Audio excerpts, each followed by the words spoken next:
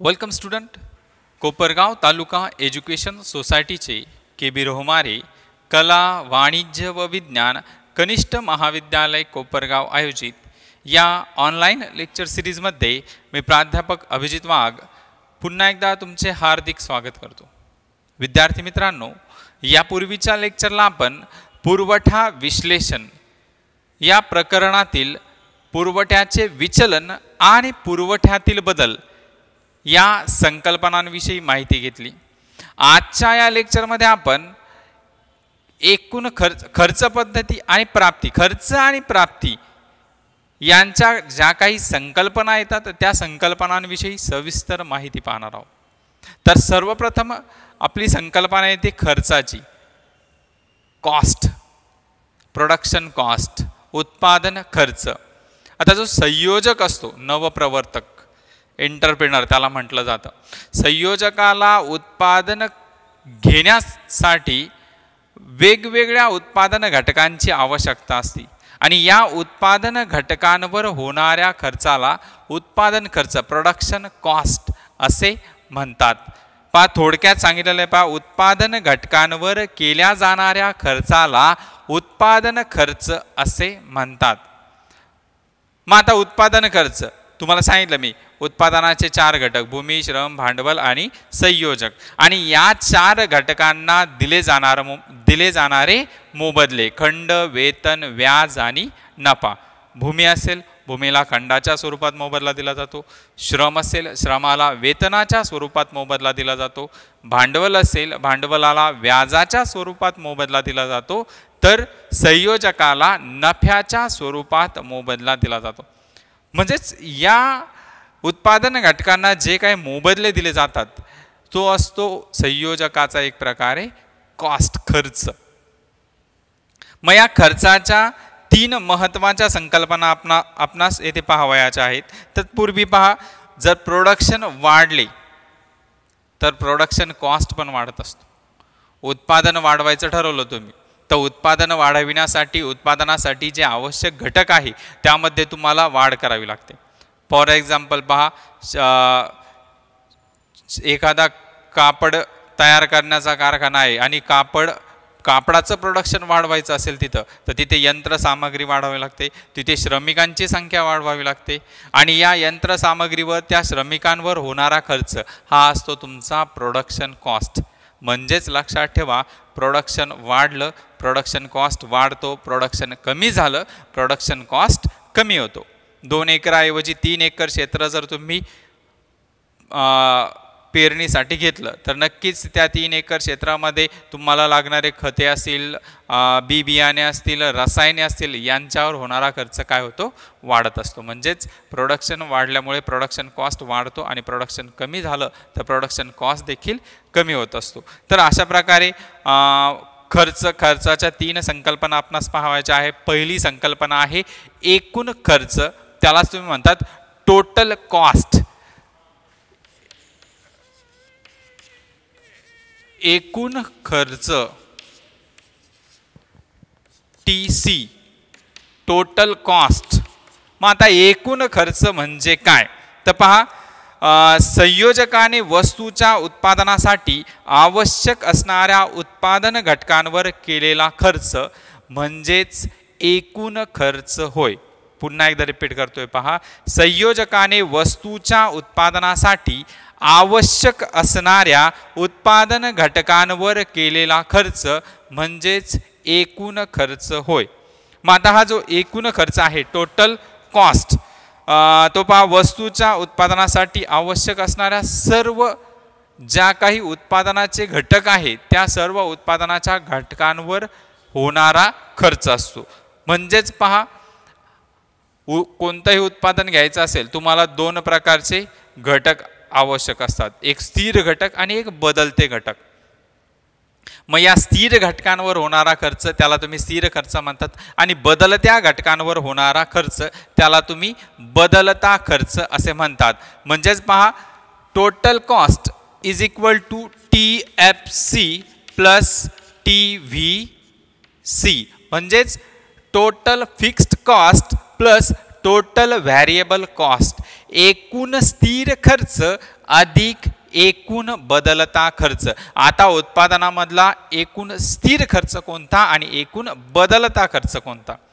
आता स्थिर खर्च म्हणजेच काय तर जमीन, मोठ्या प्रमाणावरील जी यंत्रसामग्री आहे, कारखान्याची इमारत आहे, यांच्यावर होणारा खर्च.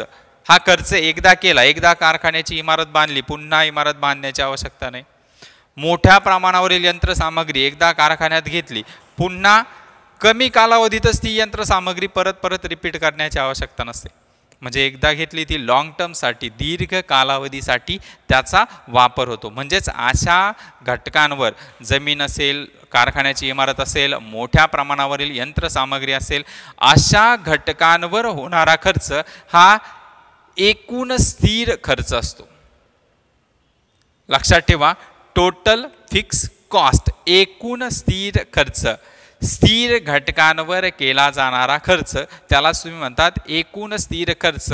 उदाहरणार्थ जमीन, कारखान्याची इमारत, मोठ्या प्रमाणावरील यंत्रसामग्री. त्यानंतर दुसरा खर्च आहे पहा इथे सांगितलेला TVC, त्याला तुम्ही म्हणतात टोटल व्हेरिएबल कॉस्ट, एकूण बदलता खर्च. आता हा बदलता खर्च म्हणजे काय की बदलत्या घटकांवर केला जाणारा खर्च. मग त्याच्यामध्ये पहा श्रम असेल, कच्चा माल असेल, इंधन असेल, इत्यादी गोष्टींवर. आता तुम्ही गाडी घेतली, गाडीसाठी एक सिंपल उदाहरण देतो पहा.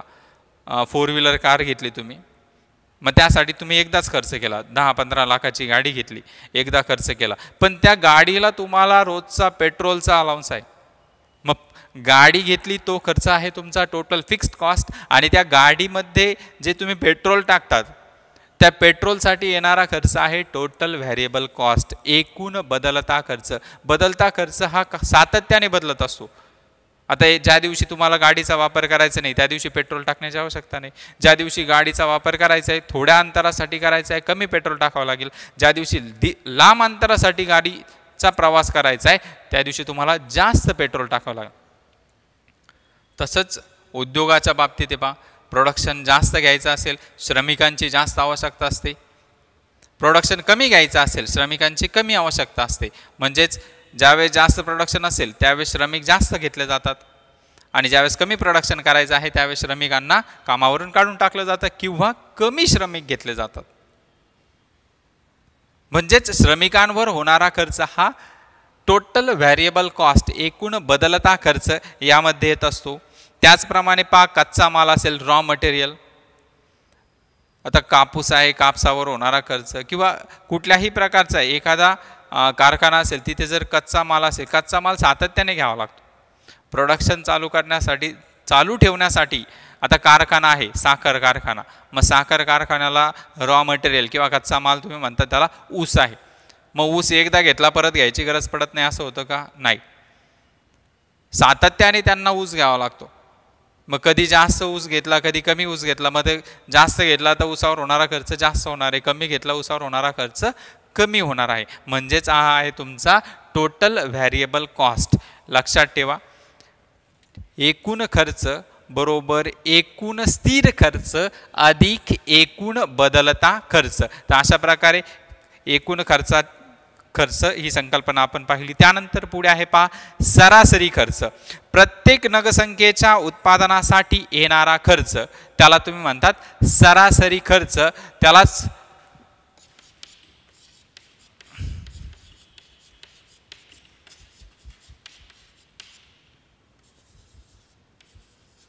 त्यालाच तुम्ही म्हणतात ॲव्हरेज कॉस्ट, सरासरी खर्च. म्हणजे प्रत्येक नगसंख्या सरासरी काढली जाते पहा.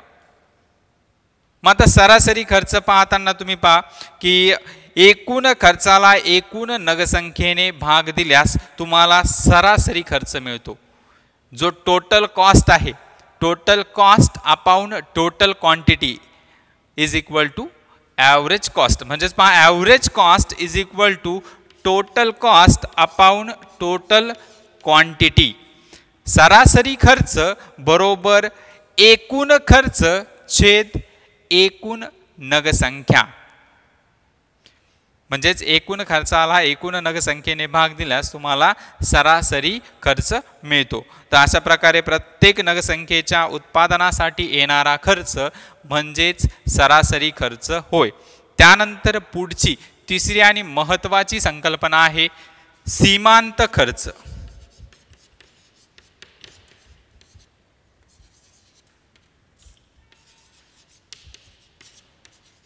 Marginal cost.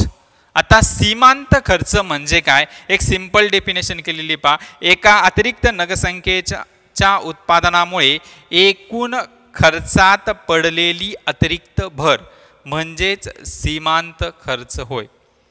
डेफिनेशन पुन्हा एकदा रिपीट करतोय पहा. एका अतिरिक्त नगसंख्येच्या उत्पादनामुळे एकूण खर्चात पडलेली अतिरिक्त भर म्हणजेच सीमांत खर्च होय. सुरुवातीला पहा, तुम्ही 4 नगसंख्येची निर्मिती केली, त्यासाठी 100 रुपये खर्च आला आणि 5व्या नगसंख्येच्या निर्मितीसाठी जर तुम्हाला 120 रुपये खर्च येत असेल, म्हणजेच एका अतिरिक्त नगसंख्येच्या उत्पादनामुळे तुमच्या एकूण खर्चात पडलेली अतिरिक्त भर ही किती असणार आहे, 20 रुपये.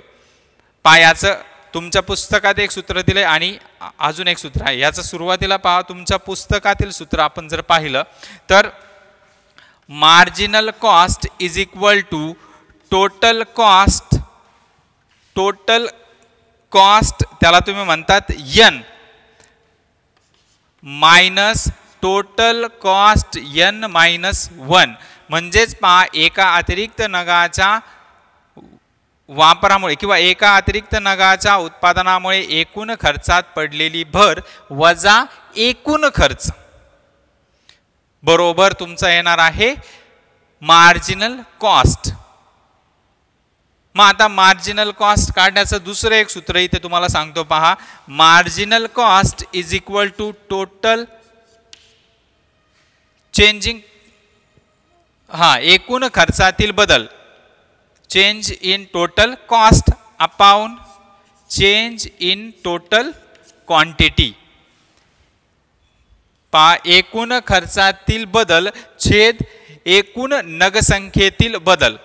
आता सिंपल उदाहरण दिलं तुम्हाला मी की